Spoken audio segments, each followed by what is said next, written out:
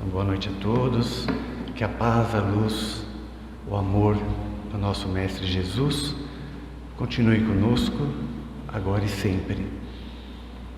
Antes da gente fazer o nosso Evangelho, eu convido a todos para fechar os olhos, para a gente entrar em comunhão com Deus. E assim, sentados já confortavelmente nos assentos, vamos silenciando os nossos pensamentos, vamos deixando de lado momentaneamente os nossos problemas corriqueiros do dia a dia, que é sabido que todos temos. Vamos permitindo entrar em comunhão com o Pai, agradecer pela oportunidade de estarmos aqui nesta noite chuvosa, agradecer também por aqueles que não puderam chegar, que todos possam estar sendo protegidos, abençoados, onde quer que estejam. Vamos saudando o nosso anjo da guarda, o nosso mentor espiritual, esse amigo inseparável que nos dá bons conselhos, nos mostra sempre o melhor caminho a seguir. Vamos envolvendo nossa mãezinha Maria de Nazaré, Mãe de Jesus, que nos abraça confortavelmente quando precisamos e recorremos a ela. E assim, todos de mãos dadas, vamos caminhando até Jesus, seu Evangelho de amor, de luz, agradecer pelos exemplos que Ele nos deixou, principalmente aqueles que Ele viveu, para nos deixar o estudo, o aprendizado. Assim, junto com Jesus, caminhamos ao Pai da vida. E a Ti, Pai, Te agradecemos por essa oportunidade da reencarnação, Te agradecemos pela oportunidade de estarmos aqui hoje em Seu nome, para aprendermos, todos nós, um pouquinho mais do Evangelho que Teu Filho nos deixou. Agradecidos que somos, nós Te ofertamos a prece, Pai.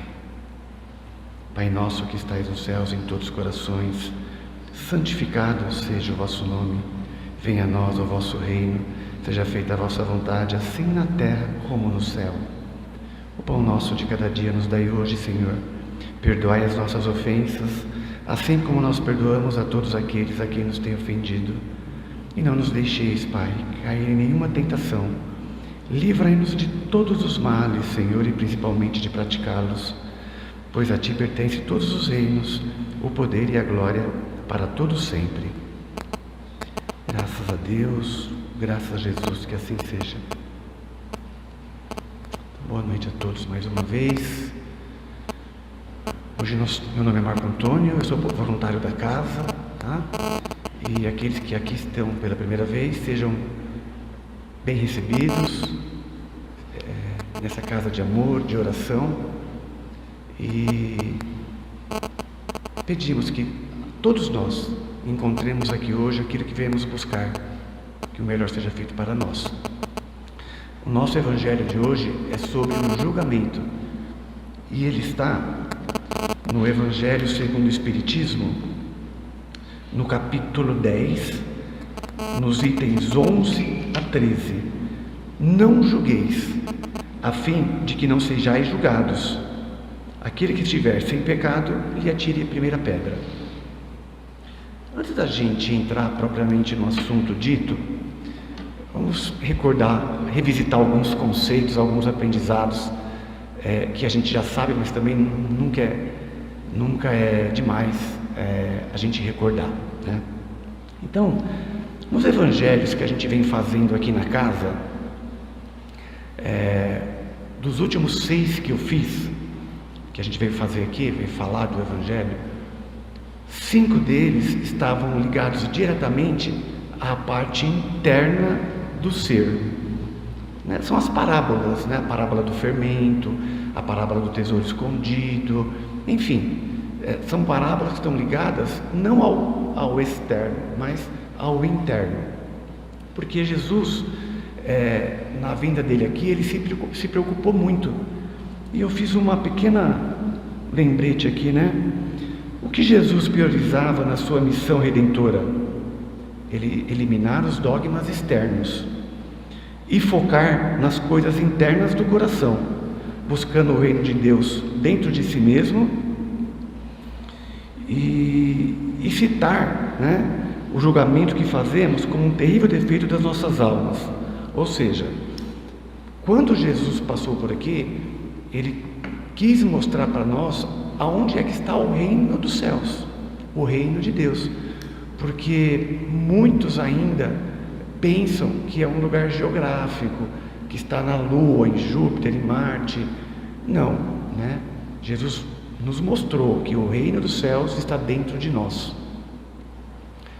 E eu me lembro bem que nas parábolas, por diversas vezes, a gente cita que nada melhor do que quando a gente levanta, você sente aquele bem-estar, aquela coisa boa, porque na noite passada, no dia passado, você fez uma boa ação, você aprendeu algo novo, que seja perdoar uma falta de alguém, que seja ter ajudado alguém numa pequena tarefa, que seja ter estendido o braço a um amigo, a um irmão, a um familiar, que tivesse sido paciente pelo menos um pouquinho com alguém de dentro do lar, do nosso mais próximo mesmo, que é o nosso maior desafio, que Deus põe as pessoas ao contrário de nós, para que a gente possa descobrir ali o que aprender.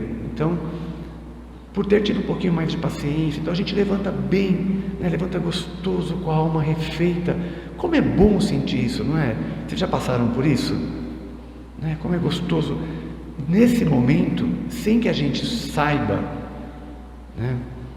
muitos poucos saibam, mas quem sabe já está no caminho bem andado, já é descobrindo o reino de Deus.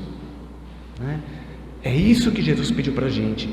Foca aqui dentro, e a gente vai vendo mais para frente o que é isso,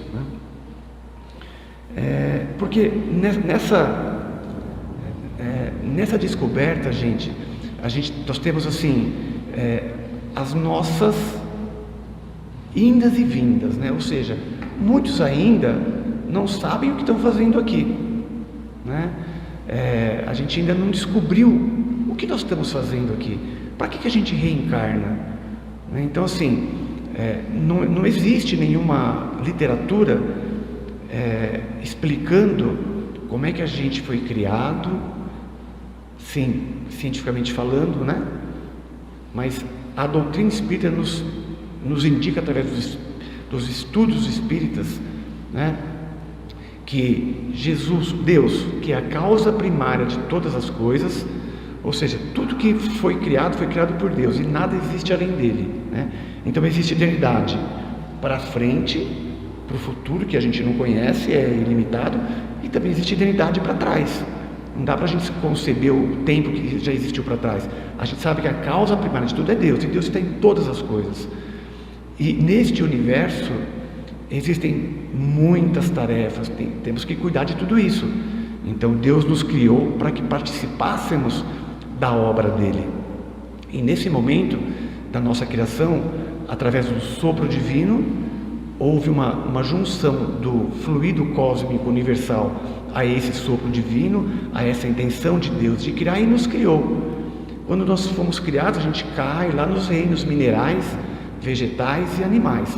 No mineral, para a gente poder, o nosso organismo absorver o sedentarismo, a atração. No vegetal, para a gente descobrir a sensibilidade, e no animal, para a gente descobrir os instintos. Isso, pessoal, nós todos passamos por isso, diz a doutrina espírita. E dá para a gente de vez em quando sentir isso, porque veja, isso é uma máquina perfeita. Foi assim? Não, isso vem de muito tempo. Quando passamos pelo animal e passamos pelo instinto, nós ganhamos o reino hominal, e aí ganhamos o livre-arbítrio, aquele que nós decidimos que nós queremos fazer. E hoje, eu estou citando isso por quê? Porque julgar os outros é um livre-arbítrio nosso. Mas quando a gente ganha o livre-arbítrio, a gente cai, tem uma outra caída e vai para os mundos primitivos. e aí começa a nossa reencarnação, né? Na reencarnação nós vivemos as nossas experiências, né? Aquela que eu citei agora há pouco, né? De ter paciência, de ser manso, de ser pacífico, trabalhar, porque quando a gente sai de Deus, nós saímos simples e ignorantes. Tudo está aqui dentro, no reino. Basta a gente desenvolver através dessas tarefas, né? E aí a gente sabe que nas primeiras reencarnações, nós temos mais animalidade do que espiritualidade. E hoje estamos assim, né? Após quantas reencarnações? Não dá para saber. E eu também acho que, para mim não importa. Já vim aqui 18 vezes, 180 vezes, não importa. Eu sei que para chegar ao Pai novamente, eu tenho que saber viver e vivenciar o amor. Eu vou ter que ter estipado de dentro. Eu digo mim, mas todos nós, né? O Espírito vai ter que ter lapidado tudo isso que tem dentro dele: a maldade, o orgulho, o egoísmo, a maledicência, e tudo isso são chagas, são câncer da alma, né? Então nós precisamos saber o seguinte: nós estamos aqui para evoluir. E veja, é muito sensato a gente pensar que quanto mais a gente buscar o reino dos céus dentro da gente, mais rápido nós vamos eliminando esses vícios, esses defeitos e essas chagas, né? Porque nós vamos melhorando, nós vamos tirando materialidade de dentro de nós e vamos absorvendo a espiritualidade. Então, não existe ninguém nem melhor e nem pior do que a gente, né? Cada um está no momento certinho. Por quê? Porque nas vivências passadas e nesta vida também, nós estamos escolhendo o que nós queremos ser, não estamos, gente? Eu tenho, por exemplo, um vizinho que sempre eu coloco lixo na porta da minha casa para o cachorro ir lá e rasgar o lixo, e eu vou ficar nervoso com o vizinho. Eu tenho duas alternativas: ou eu brigo, ou eu vou conversando, mostrando, né?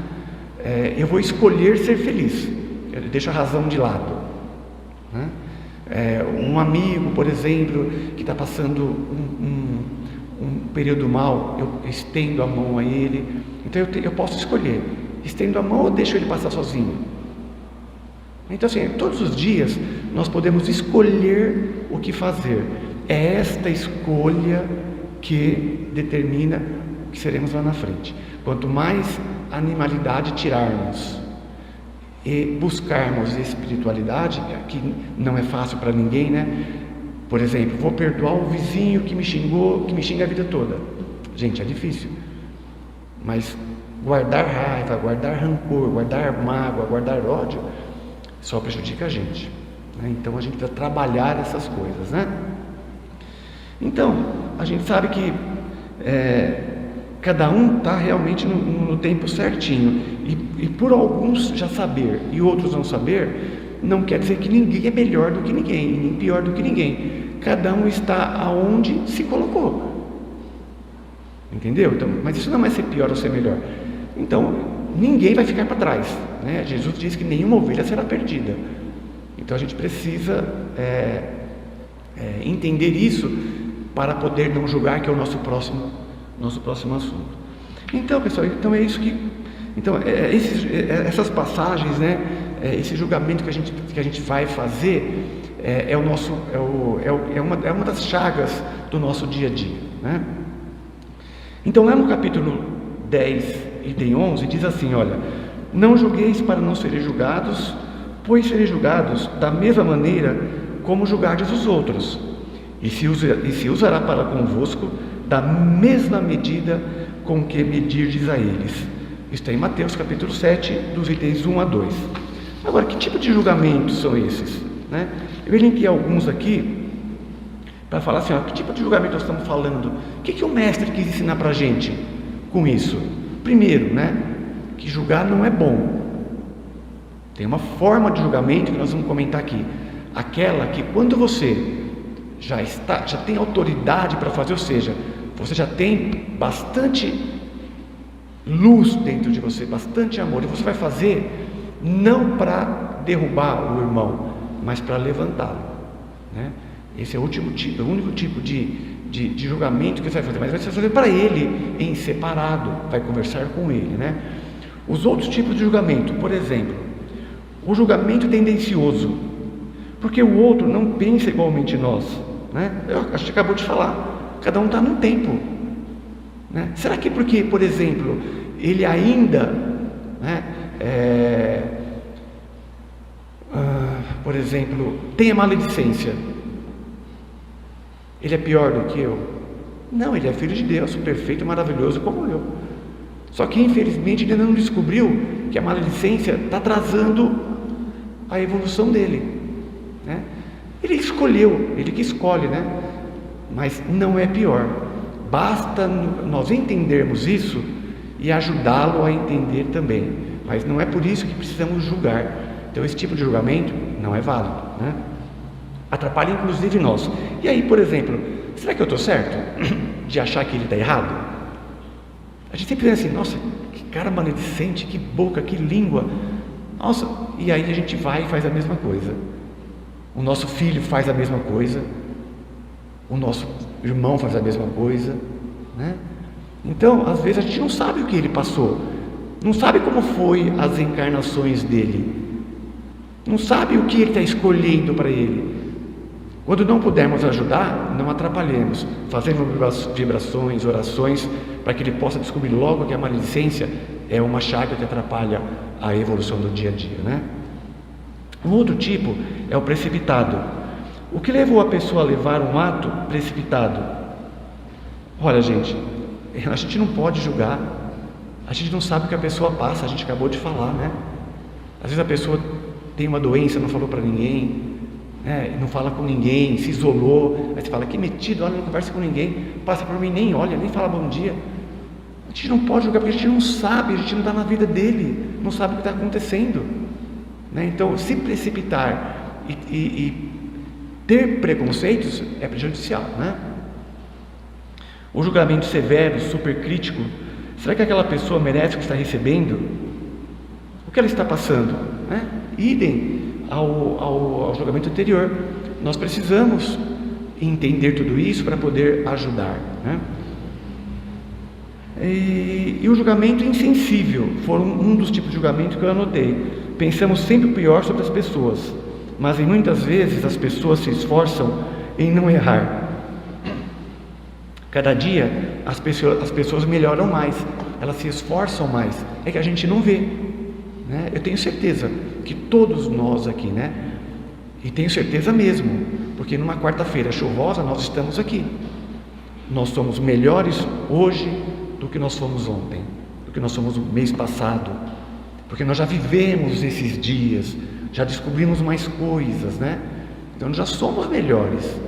Então, se a pessoa ainda não descobriu, ela passa está passando alguma coisa, algum perrengue, alguma doença, algum conflito, alguma dor. Então a gente precisa entender se a gente quiser ajudar, né? Ser insensível não adianta nada, né? Então nós precisamos nos colocar no lugar do outro, afinal de contas, para nós, quando a gente faz o julgamento para o nosso filho é tudo fácil, né? Ah, ele tinha isso, não pôde fazer aquilo. Ah, ele estava com esse resfriado, não pôde ir lá. Mas a gente não se coloca no lugar do outro. Já perceberam? É muito mais fácil julgar o outro do que a nós e ao nosso próximo, né? Por quê? Porque a nós temos que tirar alguma coisa, né? Nós damos desculpas, na verdade, né? Para poder explicar o que é o explicável. Se colocarmos nos lugares das outras pessoas, a medida seria a mesma. Então, a gente vai usar de indulgência, misericórdia, mansuetude, olhar os outros com amor, com carinho, com caridade, como Jesus nos ensinou em todo o seu Evangelho. Precisamos aplicar o Evangelho primeiramente a nós mesmos, desde hoje, desde agora, né? Saber que o julgamento é um dos males entre tantos, né? Mas se a gente for trabalhando um pouquinho por pouquinho, vai dar tudo certo. As pessoas mudam, evoluem. O que fez lá atrás não significa que fará de novo. Não podemos ficar julgando pela vida toda. Perdoemos, principalmente a nós mesmos. Eu estava tendo uma conversa com um amigo na semana passada. Ele falou: olha, Marco, essa mágoa contra aquela pessoa eu vou levar pela vida toda. Eu falei: mas rapaz, não faz isso é problema para você. Mas ele fez aquilo, até hoje não veio me pedir desculpa. Mas você já foi falar com ele? Não. Quanto tempo faz isso? 3 anos. 3 anos. A pessoa pode ter aprendido muita coisa, né, gente? Todo dia o dia amanhece, a luz vem, né? Então a gente não pode deixar de perdoar de uma coisa há tanto tempo, né? Nem é de ontem, nem é de tanto tempo, né? Porque todo dia as pessoas mudam realmente, né? E um dos maiores exemplos, então a gente não pode julgar, porque da mesma forma que a gente julgar, nós seremos julgados, né? E um dos maiores exemplos que Jesus deixou está lá em João, capítulo 8, versículo de 3 a 11, né? E eu vou ler para vocês essa passagem, tá bom? Que é o da mulher adúltera. Então, os escribas e os fariseus, que eram os religiosos da época, né, lhe levaram uma mulher que havia sido apanhada em adultério e puseram-na no meio do povo, dizendo a Jesus: Mestre, esta mulher foi surpreendida em adultério. Moisés nos ordena, na lei, que apedrejemos as adúlteras. O que achas disso, mestre? Eles disseram isso para tentá-lo, para poderem acusar. Mas Jesus, abaixando-se, pôs a escrever com o dedo na terra. Como eles continuassem a interrogá-lo, ele se levantou e lhes disse: Aquele dentre vós que estiver sem pecado, atire a primeira pedra. Disse isso, abaixou de novo e continuou a escrever na terra. Mas os homens, ouvindo-o, foram se retirando um após o outro, sendo os mais velhos os primeiros. E assim ficaram apenas Jesus e a mulher adúltera, em pé no meio da praça. Jesus então, levantando-se, lhe disse: Mulher, onde estão os teus acusadores? Ninguém te condenou? Respondeu ela: Não, Senhor.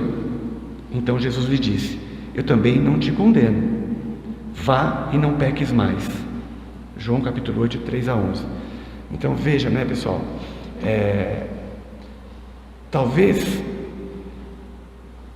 o melhor aprendizado que Jesus quis nos deixar nessa passagem, que eu sei que todos conhecem, foi aquele que ele não falou, foi o silêncio dele, né? Ele apenas falou uma frase e não falou mais. Ele não acusou ninguém, ele não julgou ninguém, nem aqueles que estavam julgando e nem a mulher, né? Por que o silêncio nos ensina muita coisa? Porque Jesus tinha essa autoridade, né? Jesus é por amor. Então é esse amor que ele quer, que ele quis, que ele sempre quis, quer e sempre vai querer que nós descubramos dentro de nós, vivenciar o amor, né? Porque ele não sabia de nada, né? Então vai julgar? Não. Vai falar que sim? Está errado porque está julgando. Vai falar que não? Está errado porque Moisés condena. Então ele apenas perguntou: quem não tem pecado, atire a primeira pedra. O restante foi captado pelo ar, né? Literaturas dizem que ele escrevia na areia os pecados daqueles que estavam lá, mas pouco importa, né, gente? O que a lição nos mostra mesmo, o que está embutido nessa passagem: não julgar, né? A quem quer que seja. Nós não sabemos o que aquela mulher estava passando.